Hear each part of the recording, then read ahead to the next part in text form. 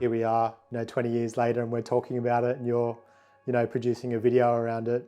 I dare to say that it had quite an impact, not only in Canberra and the local community, but probably in the Australian snowboarding scene, I think. I'd like to think it had a really beautiful impact. I definitely look back at those days working at Adrenalin as my golden years, man. It was such a beautiful time of my life.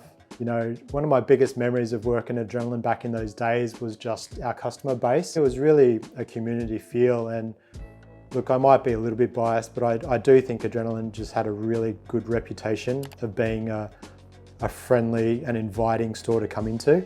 I think Adrenalin was it was a bit of a centralized hub for everyone to hang out.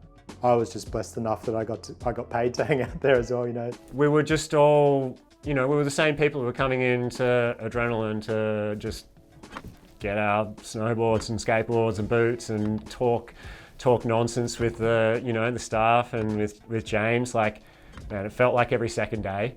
We were such bad customers. All we wanted to do was just hang out in there and talk and look at working, for James and Tan, it was amazing, bro. Like those guys became like family for me. James was one of my best mates, and as well as Tanya. Those guys were really, they were almost like mum and dad in a way. They were definitely the leaders of that kind of snowboarding community. At least in my mind, they were. Me and my friend Nick Preston, we were in high school. We were milk runners, we little kids that jumped on and off the back of a milk truck. So all the milk delivery businesses were going under, and our boss went under, and me and my friend Nick were like, any idiot could do this. So we went and talked to our parents, like, hey, so you want to lend a couple of like year 10 kids a couple of grand so we can buy his truck and his list, and we'll just have a crack at keeping it going. And I don't know why they did, but they said yes.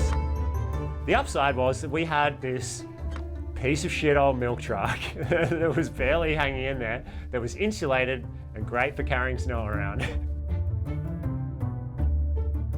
These two guys, Paulie and Ryan, Paulie and Raz, they had discovered riding street rails. Raz had found that at the ice rink in Phillip, he worked out that we could go there and give him a bottle of wine and then go ham. Just take all the shavings from out the back. Started with James and a couple of those riders back in the day. Definitely back then, like, park was just such a big thing.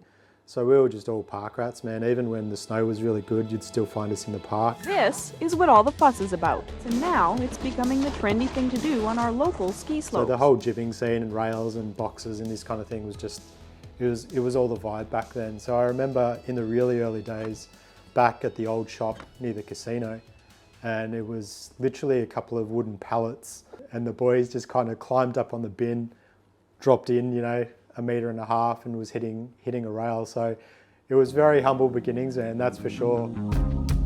We built this drop-in ramp out of old bread crates and a, bit of 2x4, and like it's got to be that kind of right place, right time situation to have people around you that are keen enough to do something that is just an extraordinary amount of work for very little reward. And I think that carried through into the rail jam itself. Yeah, those boys were definitely the OG jibbers of Canberra for sure. And without them, the rail jam wouldn't have started. It just, it just took, James to fund it and put on the event for it to happen. But it wouldn't have happened without those original guys. James saw that and he was willing to both foster it, and all the staff at Adrenalin were fostering it and then running with it and taking it to an unbelievable scale. So once we had moved to the Braddon shop, we had acquired the car park and there was the bike shop next door. Yeah, James and I just had discussions about what we wanted to do, and it was a bit of a risk. We didn't really know what to expect, and we had never really put on events like this before, at least I hadn't.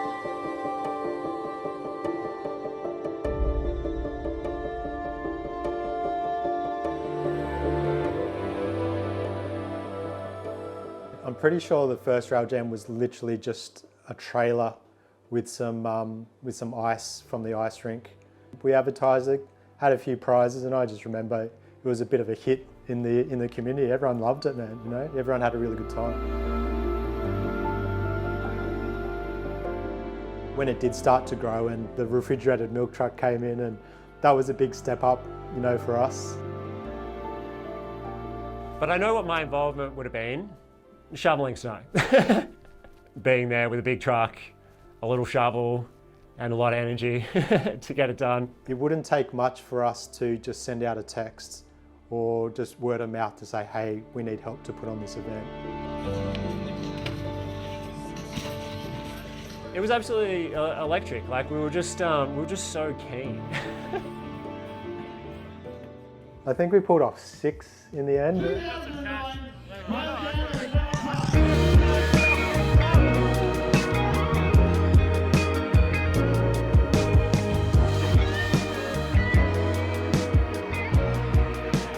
There's like grandstand seating, it spills out into the street. There's this massive ramp, real sketchy, skinny drop-in ramp. We would just basically annihilate ourselves. Our bodies paid the price every time. It was sketchy as hell, but everybody loved it. We loved it.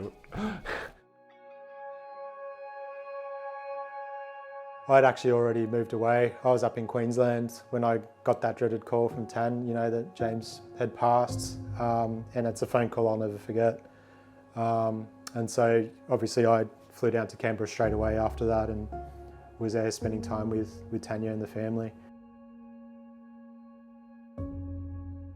We were kind of wrestling what to do with Rail Jam because there was a certain expectation that we would put it on, and then there was a desire to put it on, obviously. But then, you know, did we want to and could we do it without James was the question. We felt like it was meant to be, and we felt like we wanted to do it as a tribute to Jimbo. And if you remember the flyer, we said on the flyer, we're doing it for Jimbo, like you said. Definitely good vibe all around. That's what we want.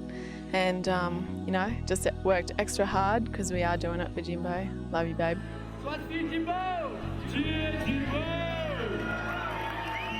James's legacy is alive and well, and you know, he has shaped so many of our lives, directly, indirectly. I wish he could have known like the impact that he would have.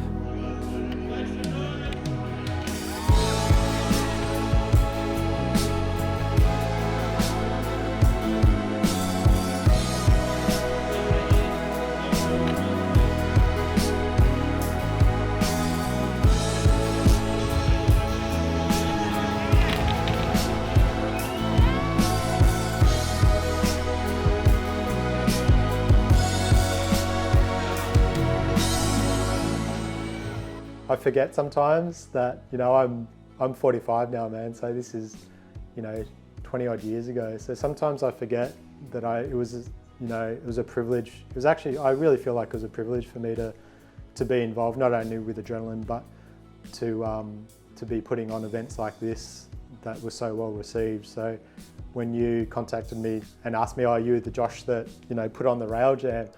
It just made me smile, man, because it's not something I think about much anymore. You know, I'm a dad and, you know, life goes on. And it really took like a village, right? There was so many people that gave so much. It was rare. It was just uncommon to have so many people so passionate, so committed. Because it's just like, that's right. I was a part of that and I am proud of it.